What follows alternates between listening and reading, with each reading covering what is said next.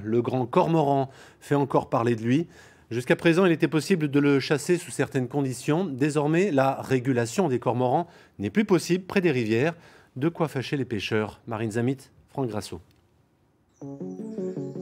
Pour les pêcheurs, c'est l'ennemi public numéro 1.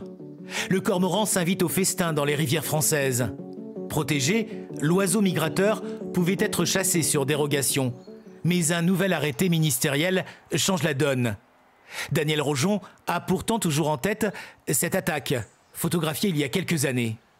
C'est pour ça qu'il faut les réguler, les cormorans, pour éviter qu'il y en ait des trop grosses quantités. Si vous avez qu'un ou deux cormorans, ça pose beaucoup moins de problèmes, mais quand vous en avez des groupes comme ça très importants, c'est un désastre. En quelques mois, en quelques années, on va avoir une population piscicole ombre et truite qui va être décimée par les cormorans. Alors, pour sensibiliser, l'association locale de pêche a accroché ses affichettes le long de la rivière d'Ain. C'est un clin d'œil, le panneau il est là pour montrer, voilà, les pêcheurs gèrent, protègent le milieu aquatique, prélèvent un tout petit peu. Les cormorans, eux, arrivent et prélèvent énormément.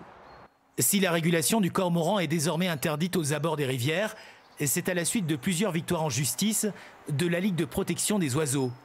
Pour elle, il faut laisser faire la nature. Les truites et autres ombres n'ont pas besoin d'être protégées. C'est des poissons qui vivent dans une rivière naturelle où il peut y avoir 5 mètres de fond, 6 mètres de fond, où il y a des embâcles, où il y a des caches pour les poissons. Et le cormoran est un prédateur parmi tant d'autres.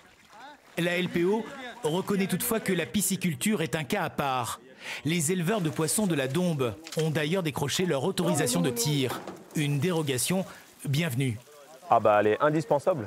Elle n'est pas bienvenue, elle est indispensable pour nous. Sinon, on arrête la pisciculture. Si on peut plus protéger les poissons, on fait péter des coups de fusil, on met des bazookas, mais c'est assez limite, quoi. L'année dernière, Fabien a tué une trentaine de cormorans sur 100 hectares d'étang. Il redoute l'année à venir, sans régulation sur les rivières voisines.